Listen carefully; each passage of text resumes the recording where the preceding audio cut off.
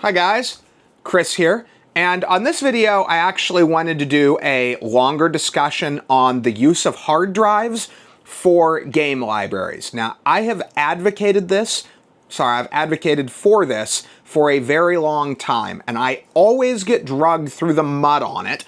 So before we go any further on this discussion, I want to lay out a few parameters for what I'm talking about here, just some basic ground rules.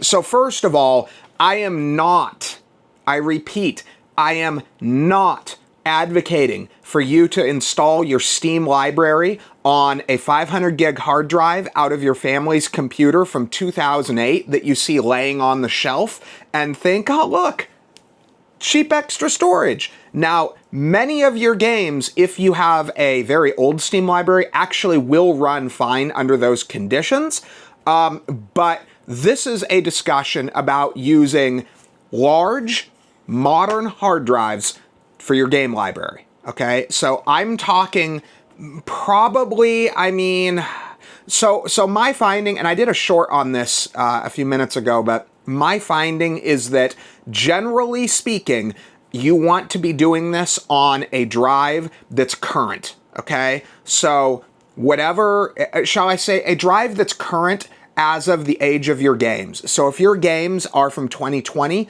you probably want to be using hard drives from 2020 to do this. I'm not advocating for use of older drives. However, this is an 18 terabyte drive. I typically buy these refurbished.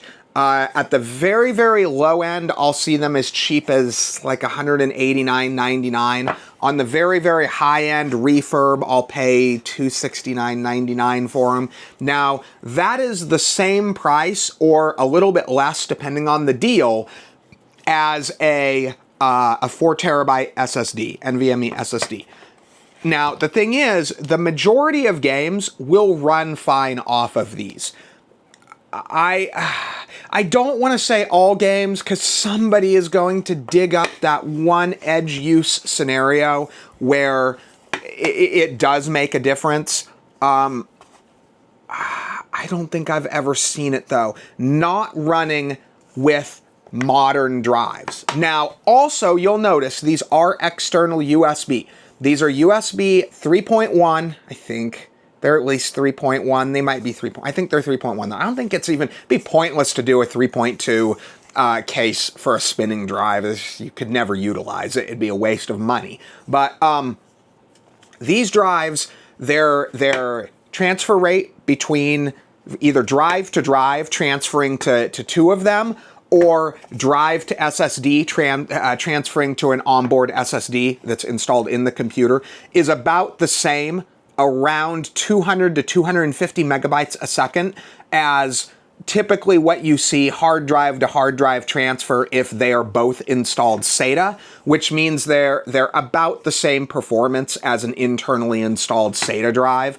Now, the thing with this is that, now obviously I also should say, this video is not for people who play two games, okay? If you play Fortnite and you play, I don't know, Cyberpunk 2077, and that's it, this isn't for you, okay? You can fit those two games on probably a 500 gig SSD on a fresh install of Windows, right? This is for people like me who have massive game libraries. I have a massive Steam library, and I have a cracked copy of most of the games in my Steam library, and vice versa. I have I think 8 terabyte Steam library and a similarly sized cracked games library, okay? It's like, you could fill this. You could literally fill an 18 terabyte drive with my games library. And I think a lot of you are in the same boat. And so, now, some of you don't mind. Some of you are perfectly fine doing the shuffle, you know, shuffling your games around your drive. I'm not about that life, okay? Even if games that I have never played that are in my Steam library are installed on my drive, my primary games drive.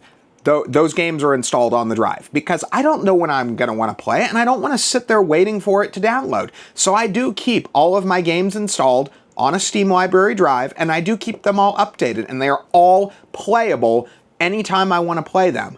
Call me stupid, call me dumb, all you want. It is a pet peeve of mine. I want each of my games, if I own it, I want it playable right now, okay? I just, like I said, call me stupid. But there's a lot of people out there, I call them never hard drivers, who will tell you, oh, you can't use a drive, it's going to compromise your experience, blah, blah, blah, blah, blah, blah, blah.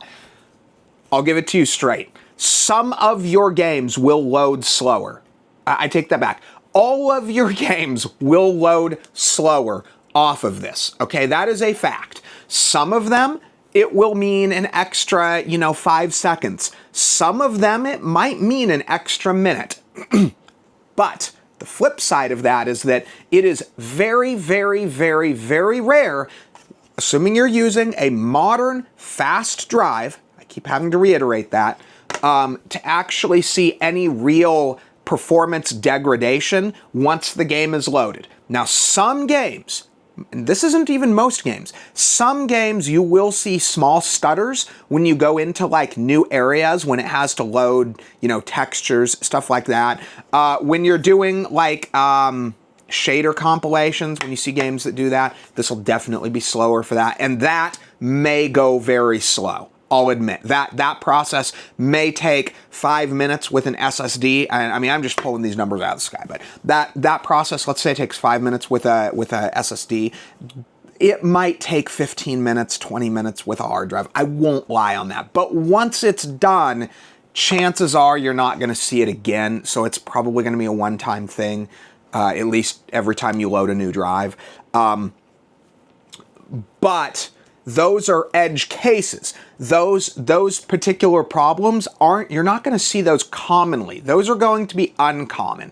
And the thing is, most people that have most people that have an 18 terabyte hard drive at their disposal, you've also got a 2 terabyte SSD at your disposal. So the right way to do that is you load your whole Steam library on this, and then as you're playing games, if you encounter, let's say you encounter, 1 out of 20 games that has those, you're not happy with the loading time, or you have an occasional stutter every now and then, that's the game that you say, okay, I'm going to keep that on my SSD. Now, if you're playing any competitive games and you're after a competitive edge, I would recommend that you keep your competitive games on your SSD. So your Fortnite, your Apex Legends, your Call of Duty, your Battlefield, those games, keep those on the SSD. But your Horizon Zero Dawns, your Baldur's Gate 3, your Cyberpunk 2077, those games, those are going to run fine off of the hard drive.